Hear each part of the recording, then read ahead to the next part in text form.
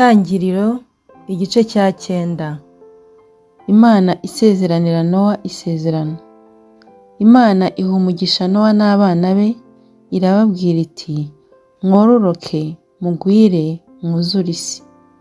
Inyamaswa zo mu isi zose n'inyoni n'ibisiga byo mu kirere byose bizabagirira ubwoba, bizabatinya.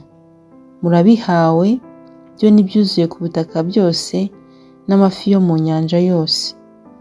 Ibyigenza byose bifite ubugingo bizaba ibyo kurya byanyu, bibahaye byose nk'uko nabahaye ibimera bibisi.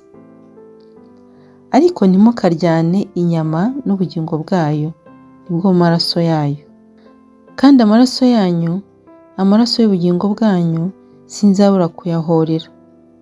Nzayahorera inyamaswa zose, kandi umuntu nawe nzamuhorera ubugingo bw'umuntu, nzabuhorera undi muntu wese. Uvushije amaraso y'umuntu, amaraso ye azavushwa n'abantu, kuko Imana yaremye umuntu afite ishusho yayo. Namwe mwororoke mugwire, mubyarire cyane mu isi, mugwiremo. Imana ibwirana Nowa n'abana be iti: ubwanjye nkomeje isezerano ryanjye namwe n'urubyaro rwanyu ruzakurikiraho, n'ibifite ubugingo byose muri kumwe, inyoni n'ibisiga n'amatungo n'inyamaswa zo mu isi zose, hamwe namwe, ibisohotse mu nkuge byose, inyamaswa zo mu isi zose. Ndakomeza isezerano ryanjye namwe, ibifite umubiri byose ntibizongera kurimburwa n'amazi y'umwuzure, kandi ntihazabaho ukundi umwuzure urimbura isi. Imana iravuga iti: iki ni cyo kimenyetso cy'isezerano nsezeranye namwe n'ibifite ubugingo byose muri kumwe, kugeza ibihe byose. Kiza umuheto wanjye mu gicu, ni wo mukororombya, uzaba ikimenyetso cy'isezerano ryanjye n'isi. Nuko ubwo nzajya nzana igicu hejuru y'isi, umukororombya uzabonekera muri cyo, nanjye nzajya nibuka isezerano riri hagati yanjye namwe n'ibibaho bifite umubiri byose, amazi ntazongere kuba umwuzure urimbura ibifite umubiri byose.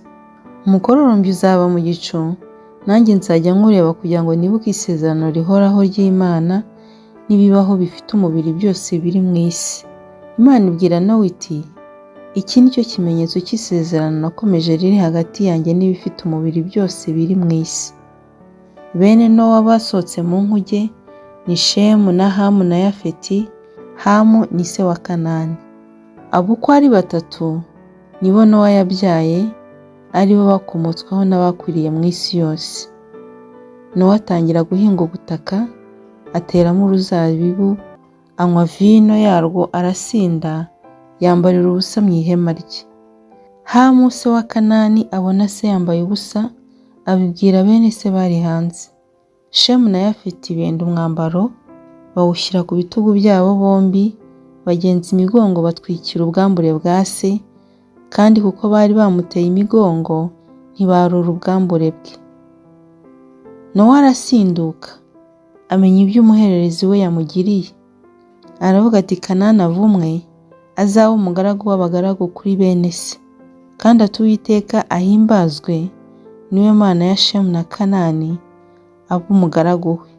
Imana yagure Yafeti abe mu mahema ya Shemu, Kanani abe umugaragu we. Hanyuma yo wa mwuzure, Nowa amara imyaka 350. Iminsi yose Nowa yaramye n'imyaka 950, arapfa.